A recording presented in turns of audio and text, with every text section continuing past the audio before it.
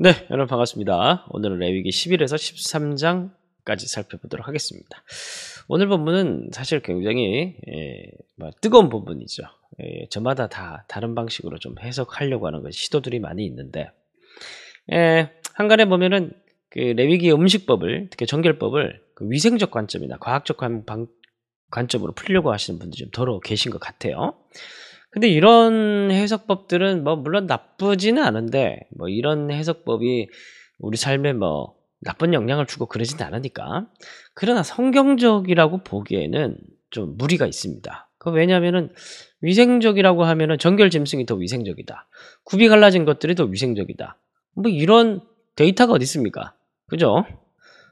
그 다 지어내면 또 이리저리 끼워 맞추면은 그렇게 또 주장할 수는 있겠지만, 그러면은 다른 본문에 굽이 갈라진 거 정한 짐승 외에 다른 짐승들은 되게 더럽다, 비위생적이다, 그런 얘기들이 다른 본문에 있느냐? 그것도 아니거든요.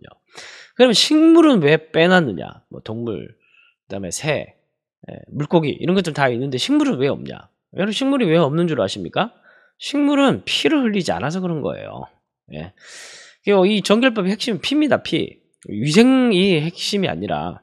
그리고 또 신약에 가보면은 먹으라고 그러죠. 하나님께서 베드로에게 잡아 먹으라. 베드로가 안 먹습니다. 그러니까 하나님께서 먹으라 그러잖아요.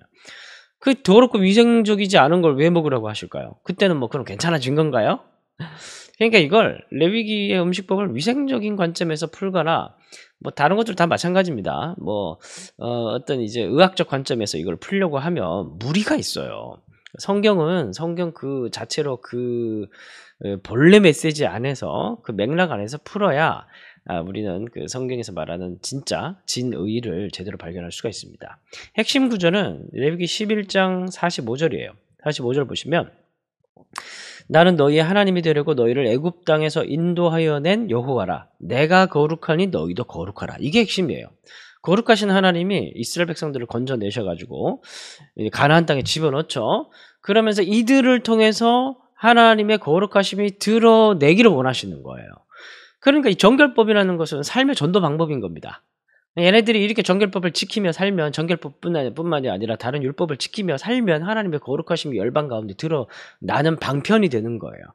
그런 관점으로 우리가 이 본문을 봐야 됩니다. 그러면 하나님의 거룩하심이 드러난다는 건 또 뭐냐? 구체적으로 하나님의 무엇이 열방 가운데 드러나기를 원하시는 건가? 이제 이런 질문을 던져봐야 되죠. 오늘은 이제 시작부터 이 얘기를 좀 하는 게, 본문에 바로 들어가지 않고 이 설명을 하는 게, 이걸 여러분들이 이해하지 않고 본문에 들어가면 여러분들 다 헤매요. 그러니까 이걸 꼭 여러분들 이해를 하셔야 됩니다. 레위기 17장이 내일 본문인데 17장 11절 14절을 보면은, 내가 이 피를 너희에게 주고 제단에 뿌려 너희의 생명을 속하여 속죄하게 하였나니. 그러니까 보통 우리가 앞에 제사법 보면 피를 막 뿌리면은 피가 뿌려진 곳이 속죄가 되잖아요. 그죠? 생명이 피에 있으므로 피가 죄를 속하느니라.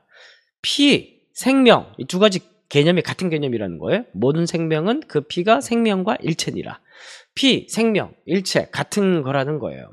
그래서 아까 그 짐승 얘기도 사실 피 부분이 되게 중요하다고 그랬고, 부정하다, 부정하지 않다, 부정하다, 정하다, 이 개념도 피가 중심이 되는 개념인 겁니다. 근데 이 피는 드러나는 그 표상적인 이미지라면, 그 안에 들어있는 본래적 메시지는 뭐냐면 생명이 그 메시지. 한마디로 쉽게 얘기해서 하나님은 창조주 하나님이시죠. 그리고 생명을 사랑하시죠. 모든 사람들이 구원받기를 원하시죠. 하나님께서 우리에게 원수까지도 사랑하라고 하셨죠. 율법을 주시면서 하나님께서 이스라엘 백성들이 그들이 하나님의 뜻에 따라 살기를 원하셨는데, 율법의 최고의 정신은 하나님을 사랑하고 이웃을 사랑하는 거죠. 다른 말로 하면은 생명을 소중하게 여기고 생명의 삶을 사는 게 바로 율법의 메시지라는 겁니다. 한마디로 정결법뿐만 아니라 레위기법의 전체에 있는 그 모든 이야기들은 하나님이 생명의 하나님, 생명을 존중하시고 생명을 사랑하시는 그런 하나님의 성품과 하나님의 성품을 드러내기 위한 방편이 바로 율법이 되는 겁니다. 그래서 레위기 율법을 보면 피가 핵심이에요. 피를 먹지 말라, 피를 흘리지 말라, 다 부정한 거예요. 그리고 또 피가 이제 피 안에 들어있는 본질적인 메시지는 생명이라고 그랬죠. 그래서 결국 생명에 반대되는 것도 부정적인 거예요. 부정한 거예요. 그래서 이제 시신, 시체, 짐승의 시체도 안 되고 사람의 시체도 안 됩니다. 그래서 이런 거 건드려서도 안 되고 이게 다 죽음의 증상이잖아요. 그죠?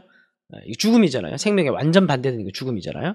그리고 죽음의 증상 같은 경우에도 몸에 뭐 피부병이 있거나 그러면 이거 피부가 본래 하나님은 생명이 넘치시고 생명의 하나님인데 생명의 하나님과 반대되는 게 바로 뭐냐면 이 죽음의 증상인데 이 피부병이 막 생기고 뭐 몸이 썩는 나병 환자 뭐 이런 것들 다 죽음의 증상인데 이것도 부정한 거예요. 그러니까 이런 관점에서 우리가 봐야 우리가 본문을 이해할 수가 있습니다. 자, 그래서 한번 관점을 한번 볼까요? 그런 관점으로 보시면은 이제 11장에서 쭉 얘기가 이제 먼저 동물에 대한 얘기가 있고 11장 9절부터 해서는 이제 수산물들 수산물이라고 했죠. 그러네요. 그죠?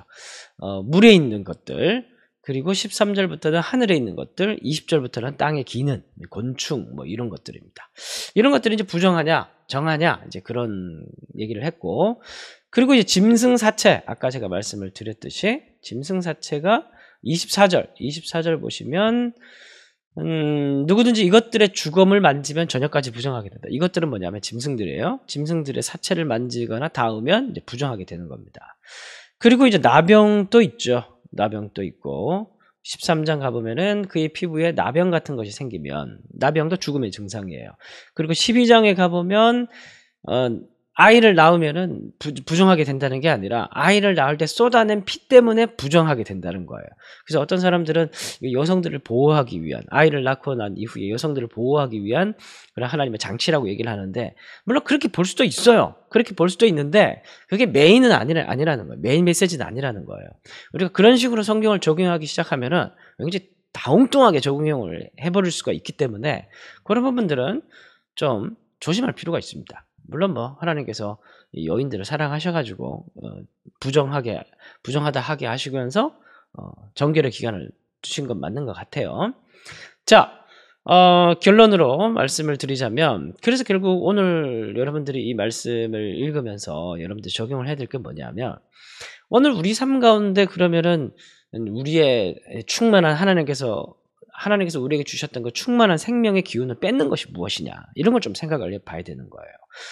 뭐 예를 들면은 이 세상 사람들이 막 몰입해서 살아가는 뭐 주식과 부동산 뭐 코인 정말 오늘 하루도 단 1의 숫자라도 올리기 위해서 다들 어마어마한 열심을 가지고 에너지를 가지고 살아가잖아요. 그죠?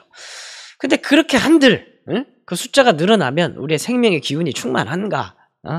한번 생각해 봐야 될 문제라는 거예요. 정말 우리가 생명을 가까이 하며 살아가고 있고 우리도 오늘도 하나님께서 주신 그 예수의 생명에 충만하며 살아가고 있는가 아니면 오늘 또 세상 사람들하고 똑같이 그렇게 그들의 패턴 속에 들어가서 오늘 또 생명을 갉아먹으면서 그렇게 오늘 또 소진하면서 살아가고 있는지 살펴봐야 되는 거예요.